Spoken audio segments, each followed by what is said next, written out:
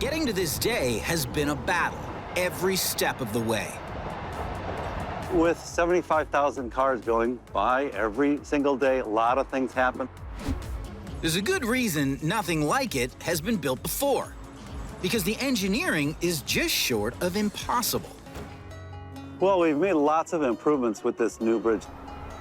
Seattle has two problems. One is it's growing. The other problem, Lake Washington, 35 kilometers long and boxing it in on one side.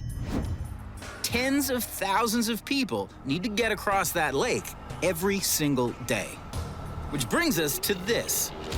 Not one, but 3 floating bridges crossing Lake Washington. The Murrow Bridge, the Hadley, and Evergreen Point. At 2,350 meters, Evergreen Point is the longest floating bridge in the world.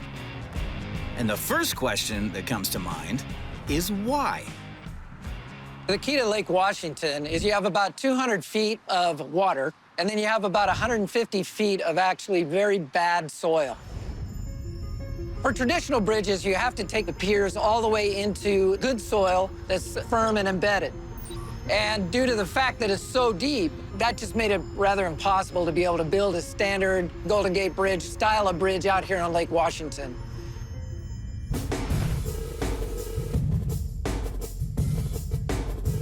Greg Meadows was the construction manager on this mega build.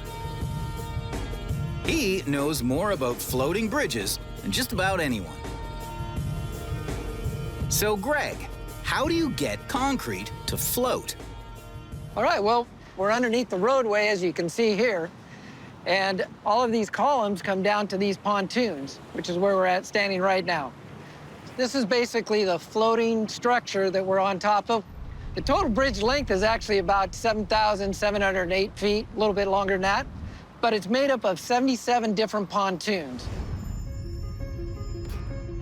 The pontoons are basically huge hollow boxes, also made of concrete, and all connected to form one massive floating foundation. There are 3 different sizes, but the bridge's backbone are the longitudinal pontoons fastened end to end down the middle.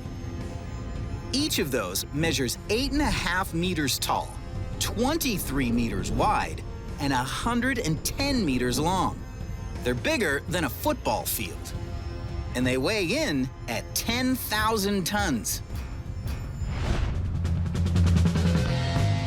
Well, it's basically the old Archimedes principle that a lot of us learned in high school, where that concrete pontoon is lighter than the water, the weight of the water it displaces.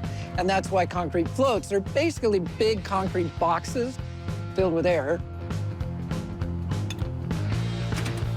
But inside each pontoon isn't just an empty void. There's a lot going on under the hood, where no one outside of bridge staff ever gets to see.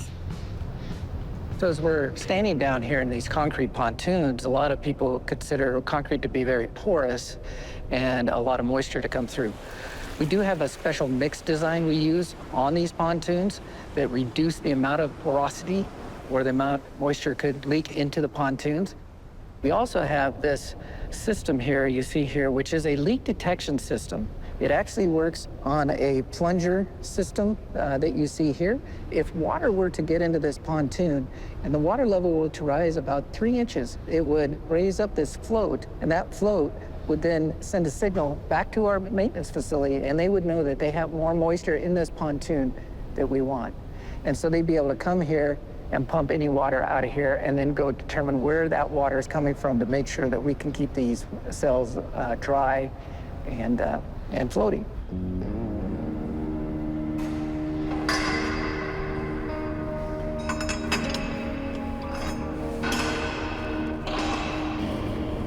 Another critical feature that keeps these pontoons high and dry?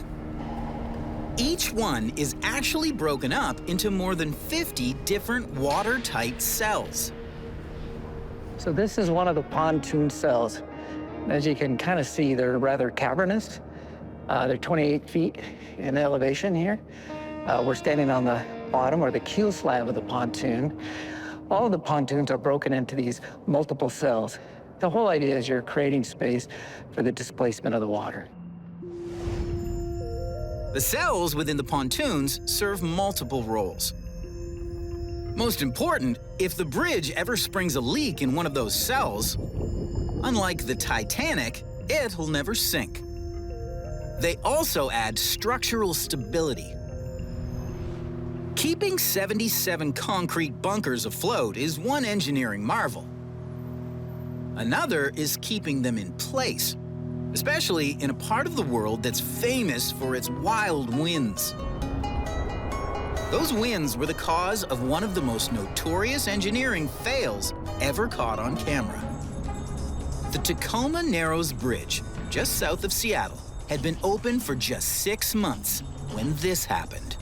Only a 35-mile-an-hour wind is blowing, but this apparently sets up a rhythmic swinging of the bridge, which increases with each swing.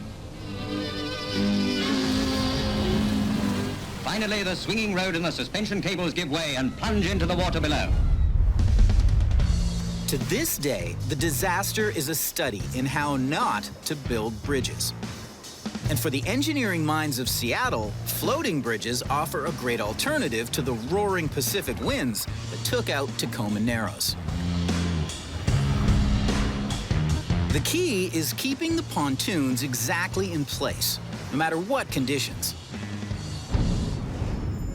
And that takes a complex anchoring system, which includes 45 heavy-duty fluke anchors, each more than 10 meters across, weighing 100 tons and buried deep in the soft lake bed soil. Connecting each anchor to the bridge itself is a specially built cable made of high-tension steel. If you could see through the water and through the bridge itself, you would see an anchor cable going out in each direction. Depending on where we are in the lake, depends on how far they go out.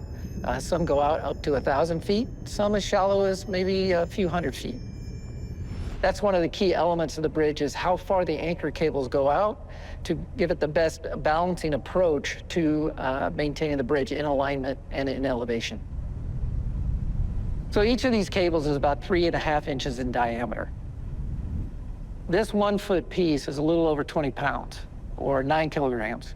And so if you take this and you translate that out over the 700+ feet for this particular anchor cable, you can kind of do the math and figure out how heavy those really are and why it takes such big machinery and so much effort to just replace these anchor cables. You can also kind of get an idea, if you look down into here, that not every one of these strands is the same. There's smaller ones in the center, they're round and wrapped a certain way, and that adds to the strength of the anchor cable. And in addition to that, this outside layer is all galvanized and to help with the corrosion issue as well. Corrosion is an engineer's worst enemy, and it's worse in water than in air. So these cables carry a jolt to keep the rust at bay. In order to make them last longer, we include what you see right here is actually cathodic protection. This is actually what they call an impelled current. It actually puts a little bit of a current into the anchor cable itself, so that as it goes out into the water, it actually has enough current that it offsets the value of the corrosive aspects of the water. Keeping a bridge afloat and anchored in place, check. But Seattle's next engineering challenge has never been attempted before. We actually had to build a dry dock to be able to build the pontoons. And so those were built over in Grays Harbor in Aberdeen, right along the coast. Once they were built in the dry dock, the tugboats tow them out, and then they have a long journey that they come around the coastline into the Straits of Juan de Fuca, all the way over here to Lake Washington. Now, to get up to Lake Washington from the ocean, basically you have to come through the locks. Well, the locks themselves, the Chittenden locks, they're only about 80 feet wide at the maximum point. The pontoons were built originally to be 75 feet wide. And so it was really tight coming through the locks. You could bring them only one at a time to get through there.